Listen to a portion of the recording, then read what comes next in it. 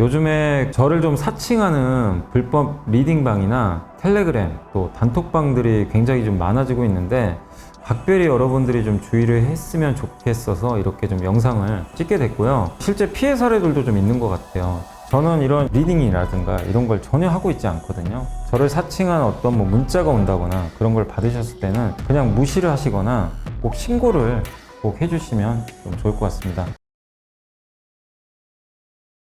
안녕하세요. 이베스트 투자증권의 염승환 이사입니다. 계좌를 신규 개설한 고객님께 요약집 주식 상품권 10달러를 드리는 이벤트를 진행합니다. 영상 하단 더 보기란을 통해 많은 참여 바랍니다.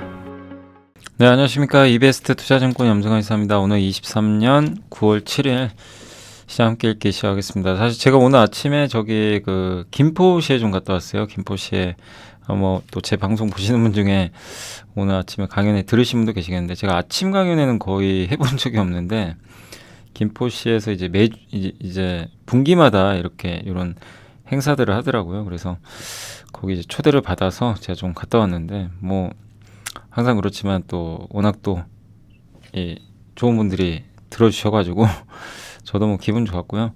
예. 근데 제가 징크스가 있는 게 항상 강연회 하면 장이 안 좋습니다. 오늘도 좀 좋진 않더라고요. 예. 근데 이제 거기서 저도 좀 좋은 기운 받았고, 예.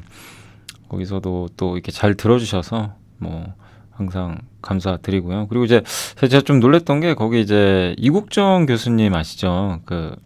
응급의학과 되게 유명하신 그분께서 이제 전 개인적으로 이제 그분 되게 한번 제가 알았으면 한번 강연에 들으러 한번 갔을 것 같긴 한데 저보다 2주 전에 하셨더라고요. 근데 이제 이국정 교수님이 저를 추천했다고, 제 강의를 추천했다고 하시더라고요. 그래서 깜짝 놀랐습니다.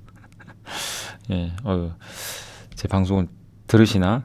제가 그것까지는 모르겠는데 아무튼 이렇게 또 혹시 또 이 방송 교수님께서 들으시면 다시 한번 좀 감사하다는 말씀 좀 드리겠습니다. 자, 아무튼 오늘 그래서 아침에 좀 강연에 좀 갔다 오고 이제 조금 시간이 좀 늦었어요. 그래서 오늘 조금 이제 빨리 한번 진행을 해보도록 하겠습니다. 오늘 장은 좀 안 좋았는데 당분간 계속 이럴 것 같고요. 시장 왔다 갔다 할 것 같은 좀 분위기예요. 지금 현재 국면 자체가 그런 것 같고 일단 유가, 조선, 항공 기업은 몇 개 안 됩니다. 필옵틱스, 메가스터디 기업. 근데 오늘 펜트론 저거 읽느라고 시간이 다 갔어요. 너무 길어가지고 저거 읽고 작성하는데 거의 한 1시간 반 걸린 것 같아요. 한 종목에. 근데 읽을 만한 가치가 있어요. 그래서 오늘 주가 급등했지만 급등해서 좀 부담은 되지만 이제 공부해볼 가치 충분합니다. 제가 읽어보니까. 그래서 한번 여러분들도 따로 한번 공부해보시고 미국 학자금 대출 상한 그 재개와 영향, 그리고 지금 중국은 이제 립스틱 경제다. 그 다음에 이제 키움에서 나온 좀 자료긴 한데 그 중에서 일부 제가 좀 괜찮은 게 있어서 발췌를 해봤습니다. AI 관련된 얘기입니다. 이렇게 해서 한번 오늘 보고서 보여드리겠습니다. 유가는 지금 예상보다 강한 이유가 사우디하고 러시아가 원래 9월까지 감산하고 끝내기로 했는데 12월까지 연장한대요. 그러니까 이제 예상 바뀌거든요. 그래서 이제 유가가 좀 올라가고 있는데 이 부분은 좀 우려가 되겠죠, 당연히. 그래서 이게 러시아가 이런 이유가 있대요. 뭐냐면 요것 때문입니다. 아람코가 지금 주식을 더 매각할 것 같아요. 세계 최대 회사 중에 하나입니다. 원래 애플 전에 시가총액 세계 1위였거든요. 근데 이 회사가 이번에 또 추가로 지분을 매각하려나 봐요. 근데 매각할 때 주가 높으면 좋죠, 당연히. 그죠? 근데 이거를 이제 월스트리트 저널에서 나왔던 보도인데 상장할 때 294억 달러. 우리나라 돈으로는 한 40조 되겠죠. 그거를 매각을 했었는데 이번에 한 60조 이상을 매각을 하겠다니까 엄청 큰 규모죠. 근데 그때 매각 검토를 22년도에도 한번 했었는데 이제 이거는 연기가 됐고 올해 말까지는 아마 하지 않겠냐 이렇게 보고 있는데 이게 무슨 의미가 있냐면 유가 감산을 일부러 하는 거 아니냐. 사우디가 저 아람코 지분 팔려고. 빈살만 입장에서는 아람코 주가가 안 빠지는 게 좋거든요. 예. 그래서 그때도 그랬대요. 19년도에도. 그래서 저도 이런 이슈도 있겠구나라는 좀 생각이 들었습니다. 그러니까 최근에 이렇게 유가 오르는 거 중에 하나도 아람코가 좀 상장한다는 거, 그런 이슈도. 아무튼 이제 여기 DB금융투자의 한승재 연구원님 아시죠? 예, 또 이렇게 좋은 아이디어 주셔가지고 감사합니다. 근데 이제 이게 왜 중요하냐면 이 이유 때문이라면 진짜 너무 염려할 필요 없다는 거예요. 의도적으로 올리는 거잖아요, 유가를. 그러면 이거 끝나면 어떻게 돼요? 결국엔 오히려 역풍 맞아요. 유가가 급 나갈 수도 있어요. 그래서 지금 유가 오르는 거에 대해서 불편하긴 합니다. 당분간은 시장이 좋은 게 절대 아니고요. 불편하고 또 뭐 긴축 이슈 나올 거고 뭐 그러겠지만 큰 그림으로 봤을 때는 유가는 다시 떨어질 가능성 분명히 있는 것 같아요. 예.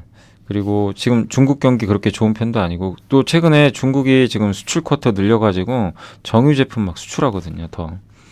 이런 것들도 사실 이제 정유주한테는 좋은 이슈는 아니죠. 근데 이제 유가가 버틸 거예요, 당분간. 그러니까 정유주도 괜찮겠죠. 쉽게는 안 꺾일 겁니다. 예. 그래서 정유주들 주가 상승은 좀 더 이어질 수도 있습니다. 근데 다만 한시적이다. 요걸 꼭 염두에 두세요. 제가 이 얘기를 왜 해드리냐면 구조적인 게 아니라는 거예요. 그러니까 원유 플레이 하시는 분들은 요 내용을 꼭 한번 염두에 두시면 좋을 것 같습니다. 왜 이렇게 감산을 할까? 예. 여러 이유가 있겠지만 이런 아람코의 상장 이슈가 좀 있고 또 미국이 지금 원유 재고가 없거든요, 별로. 그런 상태에서 비축유를 그동안 많이 방출해가지고 이게 다시 채워야 되는데 그러면 원유를 사야 되잖아요. 사면 유가 또 올라가거든요. 그러니까 이제 이러지도 못하고 저러지도 못해요. 이 약점은 이제 또 사우디나 러시아가 파고든 거죠. 방법은 미국이 원유 생산 늘리면 되는데 이건 모르겠습니다. 셰일 오일 기업들이 어떻게 할지 도움을 줄진 모르겠고 어쨌든 중국의 경기 상황 봤을 땐 유가가 계속 오르기는 사실 쉽진 않고요. 예. 그리고 비오펙 국가 있죠. 사우디, 러시아 말고 이 나머지 국가들은 감산에 적극적이진 않아요. 예. 이 둘은 좋은데 다른 나라들은 뭐 별로 그렇게 달갑지 않은 거죠. 그러니까 결국엔 한시적이다. 감사는 결국 언젠간 종료될 거고 올해 연말 지나면 종료 가능성이 높습니다. 그럼 그 전부터 유가는 빠지겠죠. 그래서 말씀드리고 싶은 거는 정유주 당분간 좋을 때 뭐 오를 수 있을 것 같아요. 그럴 때 비중을 천천히 줄여 나가시는 게 좋겠죠. 예, 급 나갈 때 오히려 투자를 하고. 예, 그래서 계속 트레이딩 관점으로 대응을 하셔야 될 것 같아요. 그 다음에 조선주도, 그러니까 저는 오히려 정유주보다는 조선이 낫다고 생각해요. 개인적으로. 왜냐하면 조선은 업황도 좋잖아요. 구조적으로 계속 좋아요. 어젠가 그제 양영모 연구원님의 조선 그거 한번 보고서 보여드렸지만 조선은 업황 자체도 괜찮거든요. 그래서 원유 가격 오르면 또 수혜 산업이고 뭐 그래서 오히려 조선이나 피팅 이쪽이 유가 플레이를 한다면 더 낫지 않냐 이런 생각은 들고요. 그리고 이제 클락슨 신조선가가 지금 31주나 올랐어요. 연속해서. 이런 경우는 5번인데 이 중에 4번이 옛날에 2000년 초반 중반에 슈퍼사이클 그때라고 합니다. 예. 그때가 있었고 그때 제외한 이제 과거 4번의 그러니까 올해 제외한 4번의 사이클 모두 이때였는데 그때는 발주가 엄청 많았어요. 가격 오르고 그냥 정말 그냥 조선 지금 2차 전지하고 똑같다고 그냥 생각하시면 돼요. 분위기가 정말 조선 분위기 장난이 아니었습니다. 그때 당시. 뭐 저도 그때 이제 영업을 하고 이제 증권사에 있었기 때문에 예, 그때 뭐 정말 어마어마했어요. 조선주 투자 안 하면 그냥 수익 못 냈습니다. 당시엔 진짜. 예, 정말 뜨거웠던 시절이었어요. 지금의 조선은 비교할 수가 없어요. 당시는 정말 대단했습니다. 근데 그때 이제 뭐 48주간 이어졌는데 그때랑 지금과 비교하면 뭐가 다르냐? 지금은 발주가 많지는 않아요. 그때에 비하면. 톤수 기준으로 50%밖에 미만이라는 거죠. 신조 수주 규모는 감소. 근데 더군다나 이렇게 감소하는데 중국 점유율은 또 늘어납니다. 그러니까 약간 이제 이런 건 우려되죠. 글로벌 조선사에 발주된 신조 71척 중에 60척이 중국이에요. 그중에 금액 기준으로도 79.6. 이런 거 보면 야 우리나라 조선 위기 아니냐 이럴 수도 있지만 다만 지금은 공급자 시장이니까 우리나라도 좀 도커 다쳤어요. 그러니까 일단은 중국도 채우는 거예요. 계속 채워요. 중국은 조선사가 많아요. 오죽하면 일본까지 가겠어요 지금. 이거 다 채우면 또 한국으로 와요. 그래서 너무 저런 부분을 저는 걱정할 필요는 없다고 생각하지만 일단 시장에서 우려하는 거죠. 야, 중국이 저렇게 점유율 높이면 어떡할 거냐. 우린 수주 안 하나?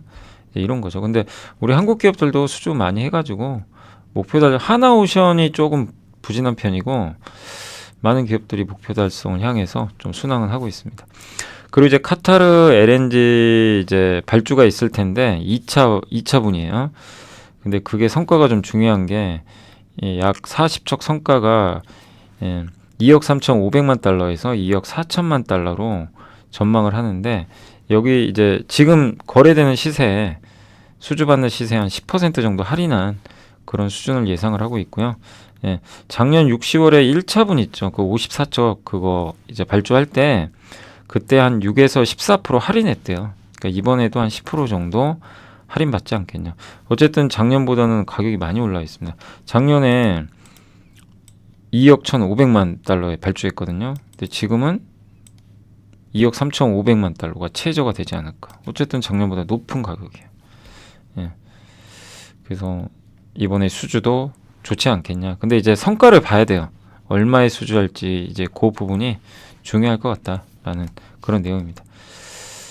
그리고 조선사별 현대 사무중공업 비상장인데 이제 한국조선해양이 갖고 있죠. 뭐 이미 225% 초과 달성했습니다. 그래서 여기는 뭐 걱정할 게 없고 미포도 거의 다 있고요.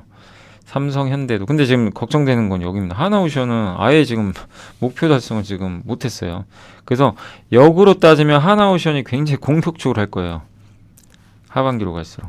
하나오션은 어디죠? 하나오션 옛날에 대우조선이죠. 그래서 이제 대우조선 쪽에 관련된 기자재 회사들은 좋을 가능성이 있죠. 사실. 그래서 뭐 이런 이제 엔진 회사들도 있을 거고. 그래서 하나오션 이제 대우조선과 관련된 기업들은 오히려 연말에 수주가 좀 늘어날 가능성이 있다. 왜냐하면 이제 지금 아직 너무 비워놨기 때문에 채우려고 하겠죠. 그 신조선가는 이렇게 올라가고 있고 카타르 2차 요게 이제 그 신조선가인데 최초로 계약 맺었을 때가 1억 8,600만 달러였어요. 이제 미리 찜해 놓는 거예요. 그리고 나서 이제 발주할 때는 올라갑니다. 이렇게. 그래서 요 1차 수주 받았을 때가 여기서 수주 받았어요. 이번엔 여기서 받을 것 같다. 이런 좀 내용 같습니다. 그리고 항공도 요즘에 안 좋죠. 제가 어제 어느 분이 이제 대한항공을 물어보셨잖아요. 라이브 할 때. 그래서 좀 답답하더라고요. 이게 대한항공주는 장기 투자하기가 참 어려운데 근데 좀 버티시라고는 말씀을 드렸어요. 왜냐하면 대한항공이 그렇다고 막 적자나고 막 그런 것도 아니거든요. 이익은 나는데 근데 위가 막히니까 그러니까 뭐냐면 항공주 이거 뭐 장기 투자도 어렵고 지금 뭐 이렇게 경기 안 좋은데 무슨 해외여행 가겠냐 또 이런 것부터 해가지고 공급은 늘어날 것 같고 항공 화물은 꺾였고 거기에 환율 오르죠 유가 오르죠 최악의 조합이에요 지금. 그러니까 이제 다 등한시 해버리는 거예요. 근데 이제 최고원 연구원님의 의견은 달라요. 그래서 혹시 대한항공이나 항공주 갖고 계신 분들은 이 보고서 한번 잘 고민해 보세요. 그러면 좀 기다릴 필요는 있는 것 같아요. 여기서 포기하지 마시고 잘 인내하시면 하반기에 충분히 좋은 가격에 팔 수 있는 저는 장기 투자하라는 얘기는 안 합니다. 항공주는 기본적으로 되게 어려워요 예측하기가. 그렇다고 구조적 성장사가 아니잖아요. 근데 지금 많이 떨어졌거든요. 이 상황에서는 오히려 역발상으로 한번 볼 필요도 있다고 생각은 하고 있어요. 그러니까 트레이딩 관점이죠. 어떻게 보면 한참 그 뭐였죠? 정유주 안 좋았을 때랑 똑같아요. 정유주 기억나세요? 한 2달 전에 계속 빠졌죠. SOE. 근데 그때 뭐였죠? 유가 오를 거다. 정제 마진 괜찮다. 근데도 빠졌습니다. 근데 결국 올랐죠. 항공주 똑같습니다. 아까 제가 원유 가격 말씀드렸잖아요. 원유 가격은 이제 아람코 상장이나 이런 이슈들이 해소되고 올해 연말에 감산 끝나면 빠질 가능성이 높아요. 그러면 항공주는 레벨업도 되겠죠. 그 이슈로 인해서 반대로. 정유와 항공은 좀 반대잖아요. 그죠? 그러니까 지금 못 가는 거죠. 근데 이제 우리가 투자할 때는 한번 바꿔서 생각할 필요가 있는 거죠.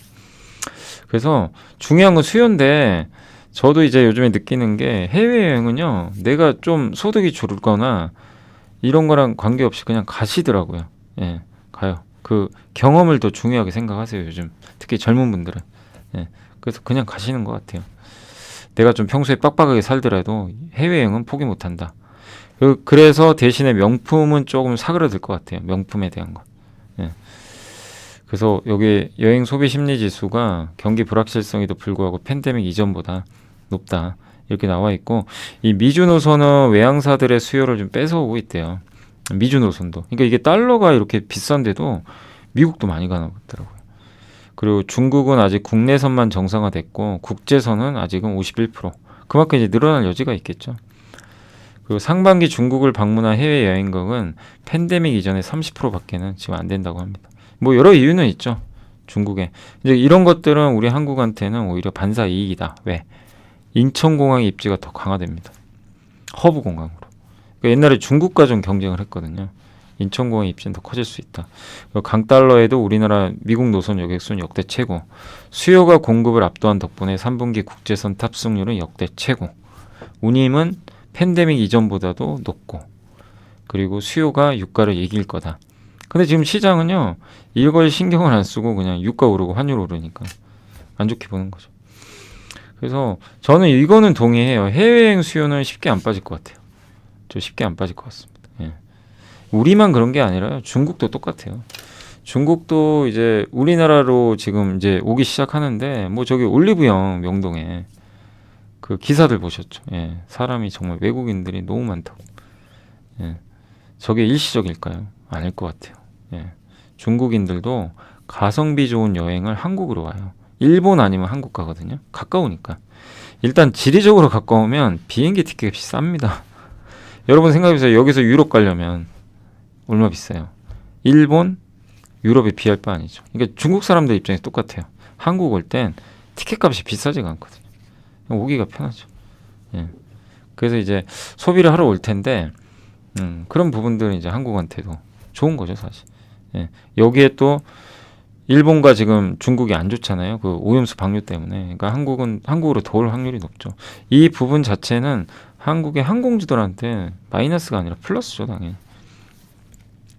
그리고 공급은 그렇게 높지 않고요. 예. 프리미엄 좌석 탑승률이 더 높대요. 일반 좌석보다. 그래서 피카 우려나 이런 것 때문에 많이 빠졌는데, 뭐 공급을 늘리긴 좀 어렵고, 예. 여전히 수요는 좋고, 그래서 비중 확대하자. 여전히 대한항공을 좀 좋게 보고 계시고요. 예, 저비용 항공사는 이제 겨울 실적이 좋고, 대한항공은 3분기가 좋다고 합니다. 그래서 1분기보다 이익은 좀 증가할 것 같다. 예, 그래서 보시면 최대 영업이익 기록할 것 같고, 환율이나 이런 건 최악이에요. 안 좋아요. 근데 수요가 이걸 뛰어넘을 것 같고, 여행 소비 심리, 국제선 공급은 꺾였고, 공급이 수요를 못 따라가니까 탑승률은 올라가죠. 여객운임 3분기 사상 최고. 예, 국제선 여객은 벌써 80% 회복. 티웨이하고 진에어가 되게 잘 나갑니다. 2019년 대비해서 이미 그때를 넘고도 남고 있어요. 예. 근데 그런 건 알겠다. 좋은데, 알겠는데 왜 주가가 이 모양이냐 이거예요. 저도 이제 상담하면 좀 답답하더라고요. 이거 참 그렇다고 뭐 좋습니다 얘기할 수도 없고, 이거 안 좋으니까 정리하셔야 되겠네. 이것도 아니잖아요. 근데 좀 답답하더라고요. 여기 보시면 대한항공입니다. 추세, 이게 우리가 차트를 기술적으로 봐도 돌리다 그냥 무너져 버렸어요. 엄밀히 보면 누가 봐도 투자해서는 안 되는 기술적 모습이에요. 사실 기술적으로. 근데 차트가 무조건 중요한 건 아니에요. 근데 이제 지금 저런 내용을 본다면 오히려 지금은 준비할 때 아닌가, 그런 생각이 들어요. 물론 이제 아시아나항공 이슈도 있고 한데, 예. 그래서 저는 항공주는 다시 한번 말씀드리지만 장기 투자는 절대 반대입니다. 예, 그건 저는 아니라고 보고, 다만 트레이딩 관점으로는 이제 주가도 지금 상당히 많이 빠져 있고 좋은, 예, 기회는 오고 있다. 예. 지금 다들 안 좋죠. 보시면 TA항공, 뭐 진에어 다들 지금 피카 이거 보세요. 그냥 계속 빠집니다. 예, 그래서 오히려 4분기엔 좀 괜찮지 않을까. 예, 또 LCC는 4분기가 성수기 오고, 그죠? 그러니까 우리가 항상 볼 때요, 이제 좀 앞을 보고 해야 되니까, 그래서 그걸 생각하시고, 지금 당장은 못 가요. 못 가지만, 예, 한 2, 3개월 후를 보고, 예, 좀 괜찮지 않겠냐, 그런 좀 생각은 들더라고요. 그래서 한번 항공주 갖고 계신 분들은 너무 포기하지 마시고 잘 좀 인내하시면 좋을 것 같습니다. 그 다음에 이제 필옵틱스는 예전에 이거 왜 오늘 여기다 좀 제가 올려드리냐면, 옛날에 저한테 많이 물어보셨어요. 제가 라이브 할 때. 그때 뭐라고 했냐면은, 이제 자회사가 상장하는 바람에 주주 가치가 좀 훼손된 것 같다. 왜냐면 이제 이중 상장이 되니까. 근데 그 회사가 2차 전지를 한단 말이에요. 그러니까 이제 피롭틱스가 상장하고 폭락해 버리더라고요. 예. 근데 지금은 좀 버텨보세요. 왜냐면 여기 이 회사가요. 이제 그 이미 뭐 홈페이지에도 아니 홈페이지인가 기사에도 나와 있더라고요. 분기 현금 배당 주기로 했어요. 그래서 올해 이번 달 말이죠. 이번 달 그 말이 언제입니까? 날짜를 보니까 우리가 9월 28일부터 쉬죠. 28일이면 그때가 추석이니까 27일이 마지막 날이에요. 그러면 이틀 전 9월 25일까지 그 이 피롭틱스 주식을 9월 25일 종가에 갖고 계시면 배당을 받을 수 있어요. 분기 현금 배당. 그날 기준이에요. 25일, 9월 25일. 예. 그리고 12월 말에 아마 이 회사 주식을 갖고 있으면 필 에너지 있죠. 2차 전지. 그걸로 주식을 준대요. 현물 배당. 예. 그렇게 하기로 했다고 하더라고요. 예. 그래서 자사주 또 소각하고 그럼 이러면 시가 배당률이 무려 20%가 된대요. 오늘 그래서 급등해 버린 거예요. 아마 이런 이제 내용들 때문에 급등했던 것 같더라고요. 예. 안 그러고는 이렇게 갑자기 오를 리가 없죠. 그래서 혹시 갖고 계신 주주분들은 주주분들 때문에 제가 한번 이거 보여드리는 겁니다. 오늘 왜 올랐고 뭐 가져가는 것도 지금 상황에선 저거 받을 수 있으니까 한번 고민해 보시고 다만 이 회사는 주력이 레이저 커팅 OLED 장비니까 OLED 수주를 얼마나 잘 따내느냐가 장기적으로 주가를 결정할 것 같습니다. 다만 어쨌든 이제 올해 말까지는 이런 그 이슈들이 있으니까 좀 이 부분은 긍정적일 수 있어요. 마치 그 요즘에 JB금융주주 혼자 막 가잖아요. 은행주 중에 얼마 전에 설명드렸잖아요. 예, 그 지분 매입해야 된다 그런 이슈 때문에 예, 그 대출 플랫폼 하나 회사 있죠. 핀단가요? 뭐 거기서 이제 JB금융주주를 매입을 해야 되기 때문에 예, 약간 이제 그런 느낌하고 좀 비슷한 거죠. 자 그리고 이제 메가스터디 교육은 IV 리서치는 리서치에서 일단 이제 그 보고서 독립 리서치입니다. 근데 메가스터디 교육은 다 아시죠? 뭐 유아 브랜드, 초등, 중등. 사실 저희 딸도 저거 하고 있어요. 저 엠베스트. 근데 엠베스트 거의 다 하더라고요. 예, 대부분 이제 저걸로 공부들을 많이 하시는 것 같은데 뭐 그래도 뭐니 해도 메가스터디는 고등부죠. 고등부가 메인이죠. 예, 메가패스를 통해서 뭐 대박이 났었죠 옛날에. 그리고 대학 부분은 기명 편입 뭐 요런 회사도 요 부분도 있는 것 같고 다만 이제 긍정적인 건 요새 주가가 좀 뭐 긍정적이라고 하긴 좀 그렇죠. 주가 빠졌으니까 그건 좀 그런데 요새 뭐 사교육 이슈다 뭐 규제다 막 이래가지고 주가 안 좋았잖아요. 근데 이제 주가 빠지면 반대급부로 배당 수익률이 올라갑니다. 그래서 배당은 일단 예전보단 2배는 늘어났어요. 4%면 꽤 높은 거고 내년이 좀 좋을 거래요. 이게 진짜일지 모르지만 내년 성장을 기대하고 있는 것 같습니다. 그리고 고등 온라인 교육 점유율은 69%나 되고요. 메가패스로. 그러니까 세계 수강 가능한 단과 세계 수강 가능한 가격으로 모든 과목을 다 한 번에 보는 거죠. 옛날에 뭐 예전에 뭐 저도 고등학교 때도 그렇고 이게 단과반이라고 기억나세요? 그죠? 단과반 있었죠. 이렇게. 예. 이게 국어, 수학, 영어 이렇게 하나씩 그런 게 있었죠. 근데 이제 종합반이죠. 메가패스 같은 거. 그리고 이제 기숙학원이 되게 내년에 투자 포인트래요. 왜냐하면 이제 기숙학원이 이 수용 인원이 2,400만까지 확대되고 작년 말에 양지 기숙학원 신축 또 안성 기숙학원 인수하면서 이제 3,600명까지 늘어난다고 합니다. 이게 좋은 점이 단가가 비싸대요. 예. 그리고 이미 투자는 끝났고 그럼 이제 현금이 들어오겠죠. 예. 이 부분도 긍정적인 것 같습니다. 그래서 내년을 기대한다. 주가는 좀 빠져 있지만 그리고 초등 시장에서도 점유율 늘리고 있고 그리고 제일 우려하는 게 이거죠. 학령 인구 감소하는데 무슨 교육주 투자냐. 근데 이게요. 고등학생은요. 안 줄어요. 오히려 늘어납니다. 학령 인구가 오히려요. 몇 년 늘어난대요. 2028년까지 고등학교 기준. 예. 왜냐하면 출산율이라는 게 어떤 애는 이렇게 딱 떨어지기도 하는 몇 년 정도 오르는 경우도 있어요. 예. 그래서 학령 인구가 오히려 좀 증가한다고 하니까. 예. 그래서 기억하시겠지만 그 2007년생인가요? 그 2007년생 중에 이 방송 들은 분이 계실지 모르겠는데 지금 고등학교 1학년이겠죠. 그 지금 고등학교 1학년이 아마 황금돼지 뜰 걸로 제가 알고 있어요. 맞나요? 황금돼지? 그때 그랬던 것 같은데. 그래서 그때 갑자기 출산율이 올라갔어요. 황금 돼지떼라 그래가지고 기억이 납니다. 예. 그러니까 이제 학령 인구가 무조건 감소하는 건 아닙니다. 예. 동사 영업이익에서는 그래서 저 고등학생 인구가 줄지 않아야 돼요. 메가스터디한테. 근데 몇 년은 증가한다 오히려. 뭐 괜찮죠. 그래서 오늘도 주가 또 다시 빠지긴 했지만 내년 보신다면 뭐 배당도 4% 나오고 가치 투자 관점에서는 저는 굉장히 매력적이다. 가치 투자 관점, 성장주가 아니고. 예.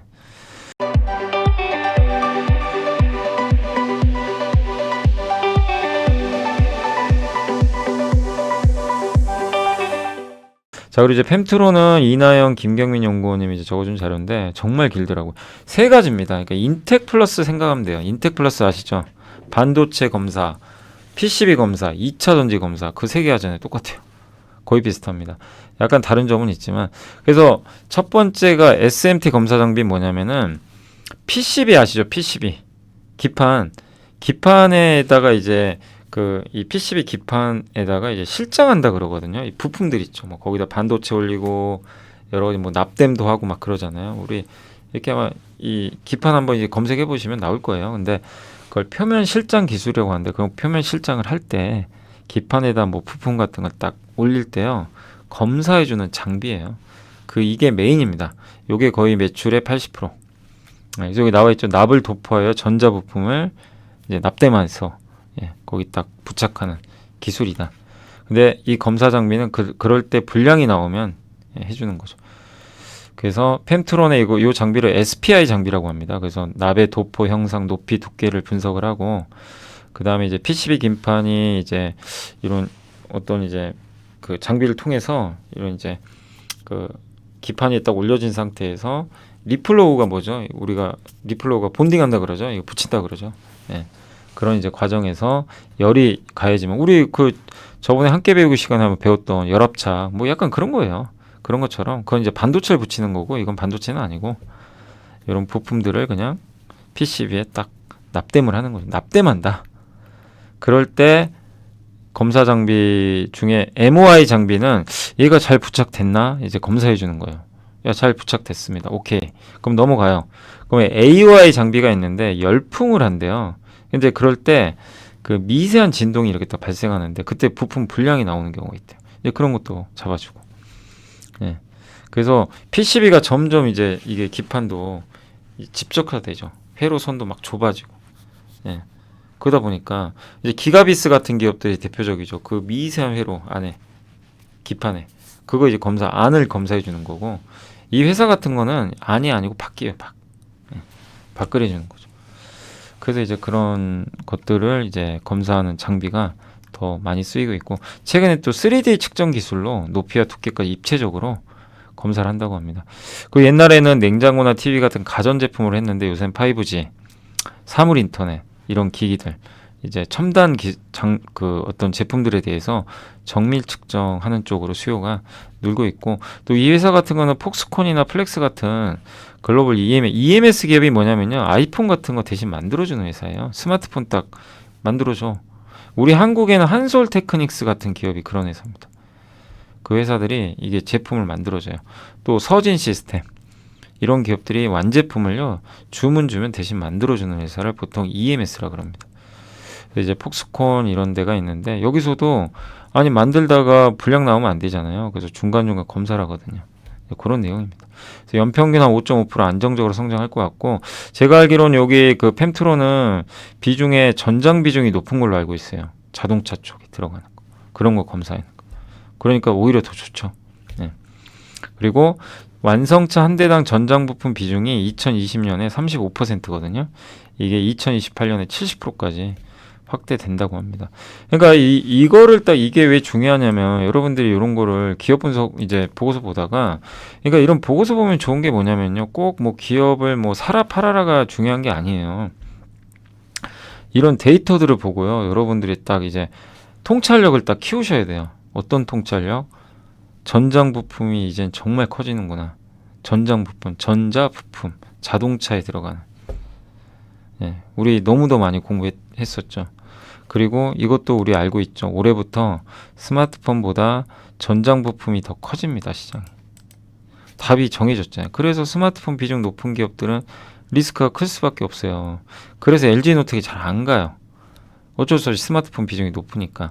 삼성전기도 잘 안 갑니다. 아직은 스마트폰 비중이. 그래서 지금 삼성전기가 뭐 합니까? 계속 바꾸잖아요. 자동차 쪽으로. 자동차 막 AI. 그걸 인정받으면 이제 주가가 가는 거죠. 예. 그러니까 근데 너무 스마트폰 비중이 높은 회사들이 있단 말이에요. 그런 기업들은 쉽지가 않다는 거예요. 근데 전장으로 넘어가는 이미 기업들 몇 개 있죠. 예, 이미 전장 비중이 높아진 그런 기업들은 이 올라가는 오르막길 타고 오르겠죠. 그러니까 이거를 보는 이유는 이런 것 때문이에요. 그래서 우리가 봐야 될 지점은 어디인지 명확합니다. 여기 역행을 하시면 안 돼요. 그리고 전장 부분에서도 이런 이제 검사 장비 채택 아까 말씀드린 대로. 근데 이 전 세계 1위는 고영테크론, 고영이란 기업 아시죠? 상장돼 있는데 그 회사가 1위인데 이 회사는 서버나 그죠 모바일 쪽이 좀 비중이 높은 것 같더라고요. 펜트로는 5위. 그래서 근데 고영의 매출 딱 분석을 해보니까 전장하고 사물 인터넷은요 오히려 증가했대요. 여기서 이제 답이 나오는 거죠. 그리고 자동화 검사 수요는 지속 성장한다. 오늘 안 그래도 이제 아까 제가 저기 김포시 강연에 아침에 갔다 와서 한 분이 저한테 이제 좀 약간 뭐 사인도 해드리고 사진도 좀 찍어드렸는데 그러시더라고요. 제가 기업은 얘기 안 할게요. 스마트 팩토리 기업을 투자해가지고 굉장히 많은 수익을 내셨다고 저한테 얘기해 주시더라고요. 그래서 이제 축하드린다고 했는데, 그러니까 왜 그걸 투자했냐고 이제 물어봤더니 몇 년 전에 한 2년 전에 스마트 팩토리가 될 것 같다고 생각을 했대요. 이 산업은 무조건 된다. 주가가 너무 안 가다가 이제 올해 그냥 주가 폭발해 버렸더라고요. 그러니까 이제 이분은 저 오르막길을 선점하고 갈 때까지 그냥 가만히 계셨던 거예요. 어떻게 보면 그 2년 만에 이제 성과가 난 거죠.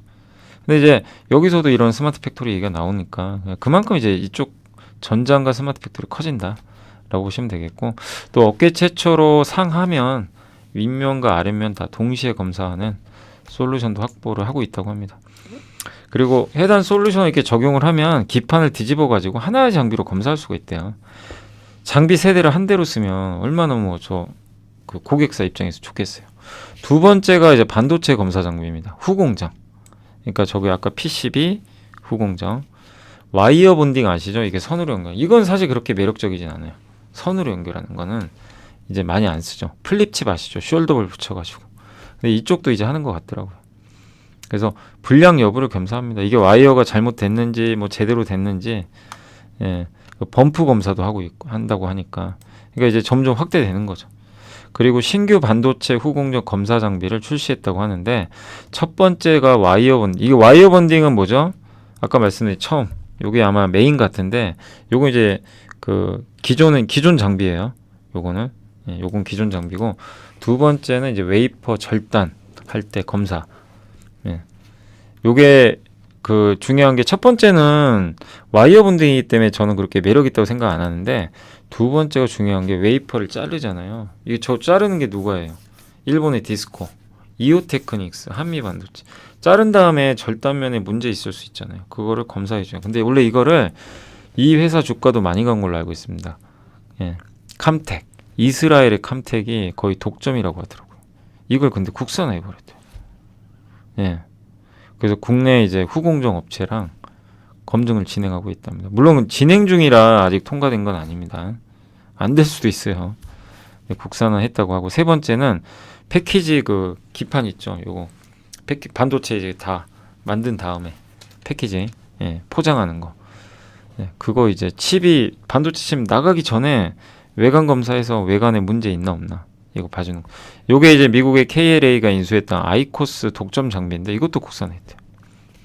뭐냐면 숄더벌 상태, 배열 검사, 뭐 실장이 제대로 됐는지 안에 부품들이.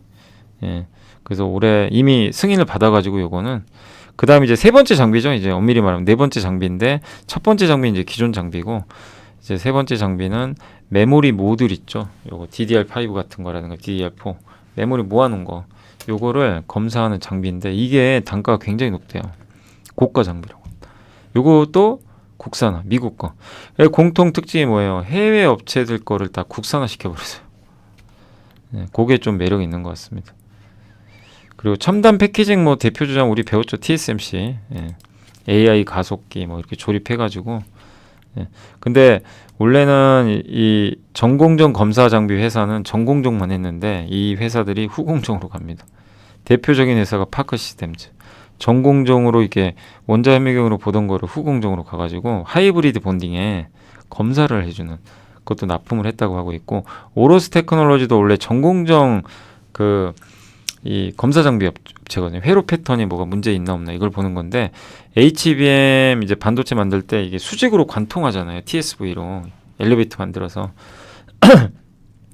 그때 그런 것도 계측하는 또 장비라고 합니다. 예. 그러니까 이제 전공정 회사가 갑자기 후공정으로 넘어가요. 앞으로 그럴 거예요. 근데 그 기업들의 공통점이 뭐죠? 다 검사 장비 회사들입니다. 그러니까 검사 장비 시장이 굉장히 커지는 거죠. 어떻게 보면. 그리고 그래서 검사 장비 중요도는 더 높아진다. 예. 그래서 앞으로 매출 비중 늘 것 같다. 세 번째 2차 전지도예요. 2차 전지 리드탭은 혹시 기억나실지 모르겠는데 파우치형에만 있습니다. 파우치형은 이렇게 주머니처럼 생겼는데 여기 끝에 양극, 음극 탭 달렸죠. 이걸 탭 웰딩 공정이라고 하죠. 우리 배웠던 거예요, 다. 요거 리드 탭 여기에 붙거든요. 저거 검사해 주는 거예요. 이것도 단가가 꽤 높대요. 예. 그래서 필름의 성능에 따라 이제 충전 방전 과정에서 발생하는 뭐 이런 불상가스나 전해 노출을 막아주기에 뭐 배터리 안정성을 높여주는 소재라고 합니다. 기존에 눈으로 했나 봐요. 근데 이게 하도 이제 불량이 발생하니까 이제는 자동으로 검사. 예. AI 활용해가지고 자동 검사 장비를 만들었대요. 2차 전지 쪽에. 1위가 이제 일본의 스미모토. 이 리드템 만드는 회사예요. 리드템. 우리 한국에 네페스 있죠. 네페스 자회사가 있거든요. 이 회사가 3위래요. 예. 네페스 자회사 중에 저 2차 전지 리드템 만드는 게. 참 네페스도 참 주가 안 갔죠. 근데 네페스는 어디죠? 후공정 오사트예요. 비메모리. 그러니까 저는 개인적으로 성장한다고 봐요. 두산테스나 네페스, LB세미콘 이 3인방인데 지금은 좀 아니더라도 내년에 엑시노스 나올 거고 삼성에. 그러니까 좀 기다려 보시는 것도 전 좋다고 생각합니다. 오사트가 제일 중요해요. 진짜 우리 한국이 제일 약한 게 저 오사트예요. 후공정. 메모리는 어디죠? 하나마이크론, SFA 반도체. 한양 디지텍. 요 세 개가 메모리고 네페스나 두산테스나 LB세미콘 비메모리예요. 이쪽 다 같이 좋아지겠죠. 그래서 이제 잠깐 얘기가 옆길로 샜는데 어쨌든 예, 리드탭을 만드는 기업들의 이제 검사 장비를 공급하는 거죠. 검사. 그래서 제대로 됐는지. 고성능 순수 전기차 한 대 생산에 필요한 게 80kW인데 이제 생산 가능한 전기차 대수가 이제 우리나라 저 LG엔솔이나 SK온이 계획한 증설 계획으로는 260만 대 정도 된다고 하니까 그렇게 해서 만약에 만들면 저 리드템만 16억 개가 필요하대요. 16억 개. 엄청난 거죠. 예. 근데 국내 탑2 합산 리드템 연간 생산 능력은 6.7억 개밖에 안 된대요.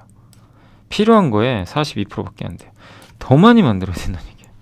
그럼 저 기업들도 더 좋을 거고 검사 장비 만드는 회사도 좋겠죠. 신규 장비 중에 리드탭 검사 장비 중에요. 인라인 또 검사 장비가 있나 봐요. 양극과 음극에 이거를 뭐 각각 붙여가지고 검사를 하는 것 같아요. 예. 근데 저도 요거는 정확히 모르겠어요. 한번 지금 찾아보곤 있는데 아무튼 새로운 인라인 검사 장비가 저게 공정 라인에 2대가 들어간다고 하는데 단가가 무려 5배가 높대요. 그러니까 굉장히 좋은 장비죠. 그래서 실적 좋아요. 이렇게 업황이 안 좋은 상황에서도 실적 좋고요. 예. 영업이익률도 2자릿수. 예. 그리고 고가의 신규 검사 장비 매출 2분기부터 반영될 것 같고 영업이익률은 올해 전체로 작년보다 4.4% 개선될 것 같고요. 예. 판매 가격도 이제 기존 후공정 검사 장비가요. 아까 표면 실장 장비 있죠. PCB. 요게 주력인데 이거보다 반도체 후공정 검사 장비가 가격이 3배에서 8배나 된다고 합니다. 그러니까 저는 이게 핵심이라고 봐요. 2차 전지라. 요게 얼마나 늘어나느냐가 이제는 펨트론의 주가를 결정할 것 같다. 근데 그 3개를 다 아까 검사 장비를 국산화. 이게 수주가 되면. 그래서 지금 당장은 첨단 패키징과 관련은 없대요. 근데 관련이 될 확률이 높아지고 있죠. 국산화를 했기 때문에. 이제 남은 거는 진짜 수주를 따낼지 그걸 체크해야 되겠습니다. 다만 오늘 주가 너무 올라가서 조금 당분간은 지켜만 보셔야 됩니다. 쫓아가시면 안 됩니다. 근데 공부를 꼭 한번 해보시고, 그리고 여기 펜트론 그 회사 홈페이지 들어가시면요, 예, 여기 IR북이 있어요. 회사 여기 펜트론 홈페이지에 들어가면 있더라고요. 요거. 그래서 요거 보면서 또 공부하시면 돼요. 이렇게. 요게 그 IR 자료입니다. 이런 회사들은 좋아요. 회사에 IR 자료 딱 올려주시면 좋겠어요. 근데 올라가 있더라고요. 이렇게.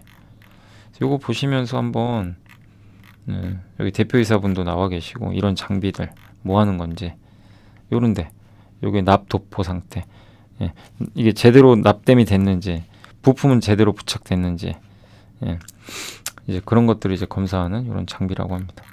이런 거 이제 보시면서 또 공부하시면 되겠죠. 자, 그리고 미국의 학자금 대출 상환 재개를 이제 할 거예요. 10월부터. 이건 많이 말씀드렸죠. 그래서 미국 소비가 좀 줄 것 같은데 이건 좋은 건 절대 아닙니다. 당연히. 그래서 대출 또 연체율도 좀 꽤 된대요. 그래서 어려움을 겪을 대출자 수가 만약에 대출 상환 유예가 종료되면 590만 명이 좀 힘들 거라고 합니다. 근데 학자금 대출 연체한 또 체납자 비율은 뭐 그렇게 아주 높진 또 않나 봐요. 뉴욕 연윤에서 발표한 걸 보면. 근데 그렇다고 해서 대출 상환 여력이 충분하다? 그건 아니라고 또 합니다. 어쨌든 핵심은 가처분 소득이 줄어듭니다. 왜? 이자를 갚아야 되기 때문에. 원금하고요. 1인당 한 달에 314달러, 우리나라 돈으로 40만 원 정도를 못 써요. 꽤 큰 거죠. 한 달에. 그리고 이제 초과 저축도 감소하죠. 학자금 대출 갚아야죠. 이 부분이 이제 미국 소비에 부담이 되겠죠. 그럴 가능성이 있습니다. 그래서 이게 미국 소비가 연말로 갈수록 저는 여기에 동의하고 있거든요. 저희 당사도 그렇고. 그래서 4분기에 미국 경기 둔화 얘기가 나올 가능성이 높다고 보고 있어요. 그래서 그때는 오히려 기회가 저는 된다고 보는 게, 그러면 증시가 한번 흔들릴 수도 있습니다. 왜? 경기 침체 가는 거 아닌가? 그래서 막 금리가 탁 떨어지고 그러면 사람 처음에 놀래요. 이게 물가 떨어져서 금리가 낮아지는 게 아니라 만약 경기 충격으로 빠지잖아요. 그럼 사람들이 놀랍니다. 무서워가지고. 그래서 처음에는 흔들리는데, 그러나 금리가 하락하면 어찌됐건 주식시장이 호재입니다. 장기적으로. 그리고 미국 연준은 더 이상 금리 안 올리고요. 내년에 금리 인하 사이클로 들어가요. 이런 이유들 나온다면. 그럼 중장기적으로 오히려 이런 이슈는 호재예요. 좋은 또 기회가 되는 거죠. 그러나 이건 이제 어디까지 시나리오고 그때 또 가봐야 되는 거죠. 우리가 알 수는 없고요, 정확하게. 근데 어쨌든 일부에서 제기하는 급격한 소비 감소가, 근데 저도 이게 동의하는 게, 좋은 건 절대 아닌데 저것 때문에 뭐 경착륙 가서 미국 경제 망가진다, 그건 아닙니다. 그 정도 비중은 아니에요. 그리고 세이브 플랜이란 걸 마련해가지고 많이 못 갚잖아요. 신용불량자도 안 돼요. 이자는 누적돼도 그냥 유예해줘요. 그리고 소득이 빈곤선 있죠. 이거보다 225% 밑에 있으면 대출 상환도 면제해줘 버린대요, 그냥. 근데 그걸 초과하는 경우에도 상환액을 줄여준다고 합니다. 그러니까 이제 그 소득을 봐서 또 유연하게 해주겠다는 거예요. 무조건 하는 게 아니라. 근데 이제 이런 부분에 있어서는 그래서 소비가 다운은 되더라도 뭐 미국 경제에 큰 충격을 주거나 그건 아니다. 다만 이제 장기적으로는 요건 부담인 게, 저 재원을 어디서 마련할 겁니까? 저게 다 빚이에요. 정부 빚. 이게 2,300억 달러랑 3,600억 정도 들어갈 걸로 지금 계산을 하나 보더라고요. 우리나라 돈으로 거의 한 300조가 넘는 돈이에요. 그 돈이 들어가요. 여기 300조 엄청나잖아요. 저 프로그램 때문에, 저 세이브 플랜 때문에. 그러면 미국은 또 채권 발행할 수도 있어요. 이러면 또 금리 또 올라가거든요. 그러니까 이런 부분은 상당히 또 장기적으로 부담되는 거죠. 그러니까 음과 양이 다 있어요. 그래서 그리고 이런 걸 또 하게 되면 대학 등록금을 또 올라가는 효과가 나온대요. 얼마 전에 이제 미국 로스쿨도 이런 걸 도입했었나 봐요. 실제 등록금이 올라갔다고 합니다. 그래서 결론을 내드리면 이제 10월부터 학자금 대출 상환 들어가서 초과저축 소진돼서 이거는 분명히 안 좋습니다. 그래서 증시가 어떤 결과가 나올지 모르겠지만 좀 안 좋게 반응을 할 수도 있고요. 다만 금리를 낮춘다는 측면에서 중장기적으로 호재다. 그리고 미국 경기는 망가지지 않습니다. 저런 것 때문에. 조금 다운되는 거지. 그러나 중장기적으로 미국의 부채 이슈가 다시 재점화될 수 있어서 이 부분에 대해서는 좀 체크를 해봐야 된다. 내년 또 대선도 있는데 뭐 내년 대선이 있으니까 뭐 그렇게 크게 문제될 건 없을 것 같은데 대선이 끝난다면 또 이슈가 제기될 수 있겠죠. 근데 우리가 아직 거기까지 생각하지 마시고 일단 지금 올해 연말까지는 좀 이런 이슈 나올 수 있다. 약간은 부담되는. 그리고 메리츠증권의 최설화 연구에 지금 중국은 립스틱 경제다. 이게 뭐냐면 3대 전자상거래 기업 핀도도라고 아마 아시는 분 계실 거예요. 정말 싸게 판대요. 근데 주가가 올해 23%. 중국이 그렇게 안 좋은데 징둥이랑 경쟁사는 폭락. 징둥은 주요 제품이 가전제품이고요. 이 회사는 의류나 뭐 이런 것들 있죠. 이제 주로 뭐 소비하는 것도 화장품 이런 건데 유통 단계 최소화, 공동구매, 노브랜드. 그래서 엄청 싸게 판대요. 그래서 화장품, 의류 액세서리, 음식료도 높고. 징둥은 전자제품이 높아요. 전자제품 안 팔려요. 일단 지금. 그래서 중국 내에 뭐 립스틱 효과를 반영하고 있다. 알리바바 CEO도 가격 경쟁 하겠대요. 가성비 제품 하겠다. 가격 민감도가 점점 사람들이 커지는 것 같다. 두 번째가 미니소는 한국의 다이소 같은 기업입니다. 불황은 곧 호황이다. 미니소 주가가 무려 148. 중국에서 이렇게 올라가는 거 상상이 가세요. 이렇게 안 좋은 장이 중국이. 불황은 곧 호황이라는 공식이 통하고 있으면 반증하는데 가성비 좋고요. 제품도 많고 그 다음 콜라보 같은 거 하나 봐요. IP 기업과 협업해가지고 여기서만 살 수 있는 제품들. 그런 걸 되게 잘하는 것 같고 오프라인 매장을 늘리고 오히려 한국에도 매장이 있나 봐요. 미니소 저는 못 봤는데 있나요? 한국에도? 네, 아무튼 이제 2분기 매출액 40% 증가했고 부상하는 이제 샘플 경제란 얘기인데 샘플 그 화장품 샘플 팔 수 있나요? 저는 좀 이해가 안 가는 게 중국에서 팔 수 있나 봐요. 화장품 샘플만 파는 회사가 있대요. 화웨이라고.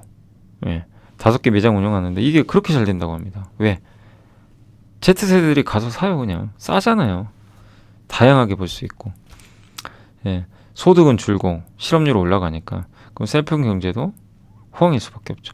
이 립스틱 효과가 뭐냐면 1930년대 대공황 때 미국 경제가 어려운데도 립스틱은 매출이 올라갔대요. 왜냐하면 불황기에 돈은 아껴야 되는데 최대한 아끼면서도 품위를 유지할 수 있는 게 립스틱이었다고 합니다. 그래서 립스틱 효과라고 합니다.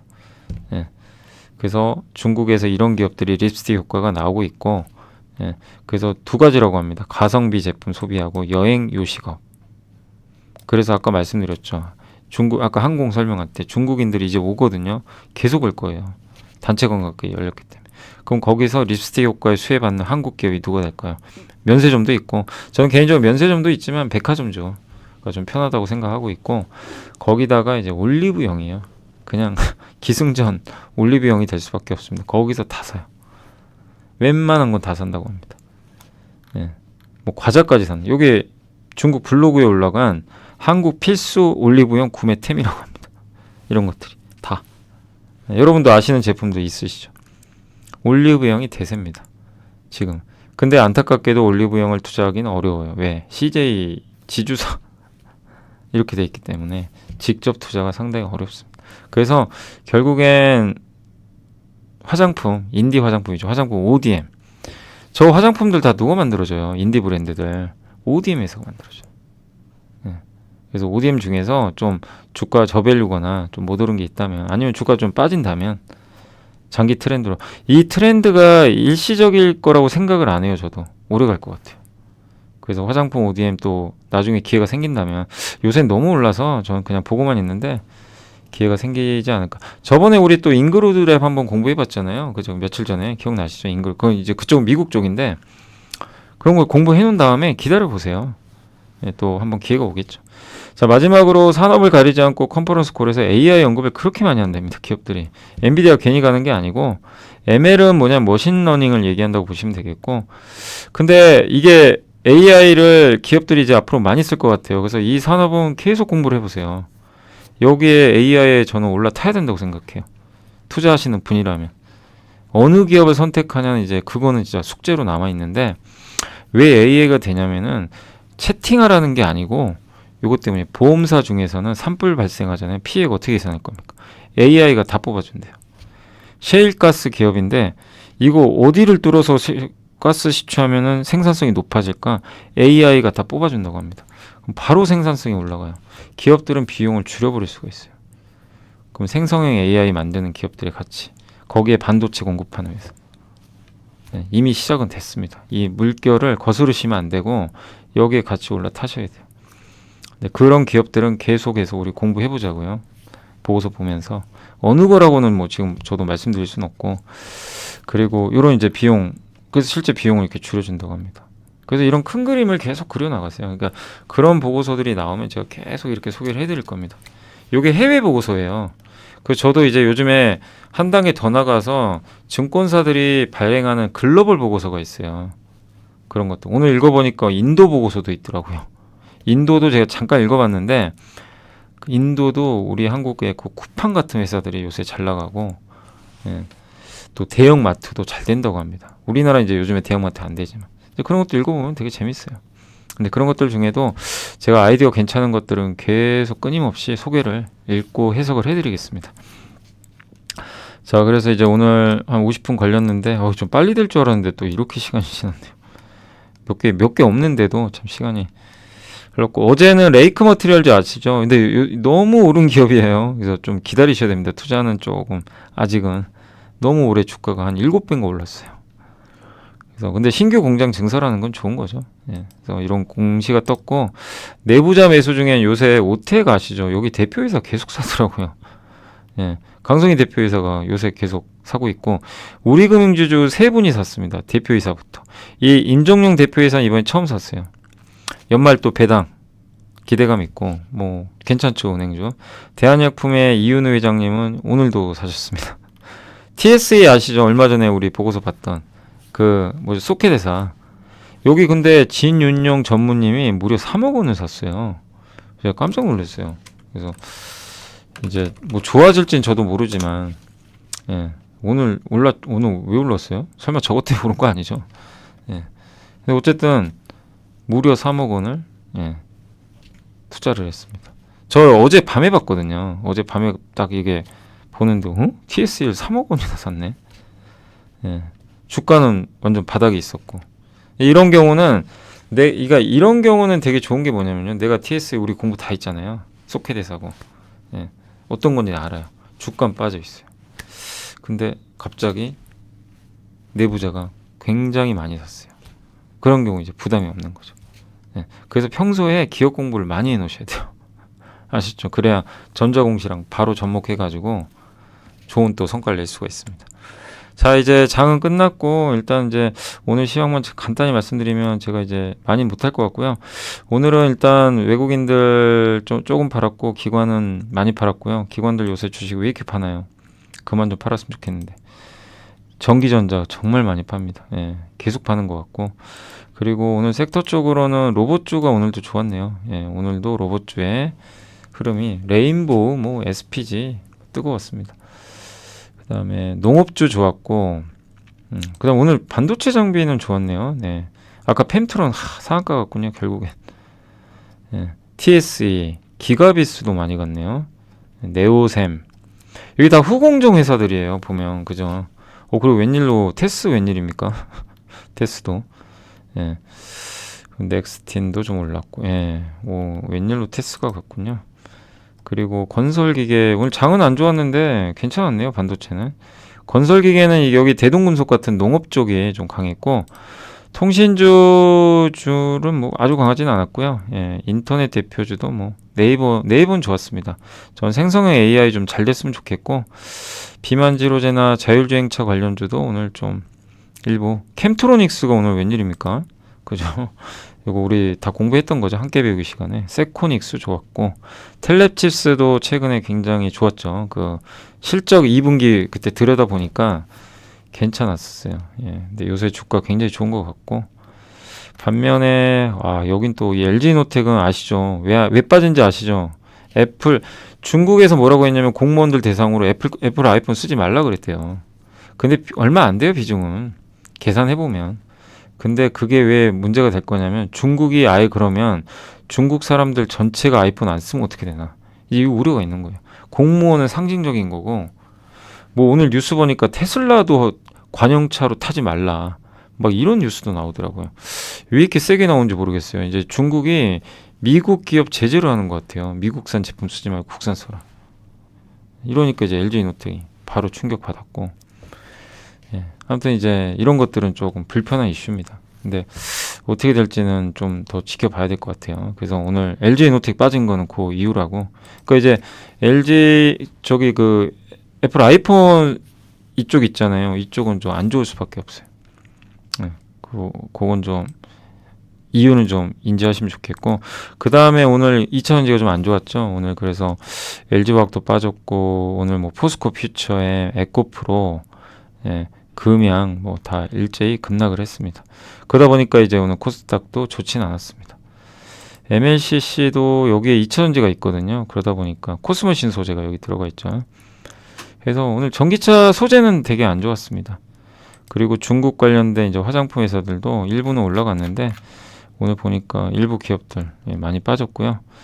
비철금속, 리튬 쪽, 엔터주도 오늘 좀 안 좋았던 것 같습니다. SM이 급락했고, 우크라이나 재건 테마, ESS, 에너지 저장 장치도 이쪽에 이제 아무래도 뭐 M 플러스 요새 많이 올랐죠. 근데 이제 2차전지 장비죠, 장비. 장비 쪽도 같이 좀 안 좋게 빠져버리는 그런 흐름이 나왔고, 전기차 쪽도 좀 좋진 않았습니다. 오늘 그러니까 2차 전지나 배터리에 관련된 기업들이 대부분 좀 안 좋았던 것 같아요. 엔터도 안 좋았고, 태양광도 지금 계속 빠지고 있고요. 좀 부진한 상황이고, 건강기능식품도 요새 좀 오르나 싶었는데 오늘은 또 다시 조금 빠지는 모습이 나왔습니다. 석유화학도 오늘 조금 빠졌고요. 네, 오늘 SKC가 좀 안 좋았네요. 역시 배터리 쪽이죠. 면세점도 조금 부진했고요. 한마디로 중국 소비하고 배터리, 왜냐하면 아이폰 이슈가 좀 큰 것 같아요. 그게 조금 부담 아니었나. 게임도 좀 안 좋았고, 그래서 결국 반도체 쪽은 좀 괜찮았는데, 반도체 장비나 로봇 이쪽은 오히려 막 급등하는 모습도 나왔지만 나머지는 좀 분위기가 오늘 안 좋았다. 그래서 사실 오늘은 뭐 거의 지수는 전체적으로 삼성전자가 올라서 그런 거지 좋지는 않았던 것 같습니다. 그죠? 전자가 올라서 그런 거예요. 대부분은 좀 분위기가 좀 악화된 그런 상황이었던 것 같습니다. 자, 아무튼 이제 제가 오늘은 여기까지 할게요. 시간이 좀 다 돼가지고, 그래서 오늘 좀 너무 고생하셨고, 전 오늘 사실 보고서는 다 보여드렸고요. 못 다 해드린 얘기는 내일 해드리도록 하겠습니다. 아무튼 참 어려운 장입니다. 다시 또 어려운 장인데 기운들 내주시고 또 내일 찾아뵙도록 하겠습니다. 자, 또 고생하셨고요. 내일 뵙겠습니다. 감사합니다. 안녕하세요. 이베스트 투자증권의 염승환 이사입니다. 계좌를 신규 개설한 고객님께 요약집 주식 상품권 $10를 드리는 이벤트를 진행합니다. 영상 하단 더 보기란을 통해 많은 참여 바랍니다.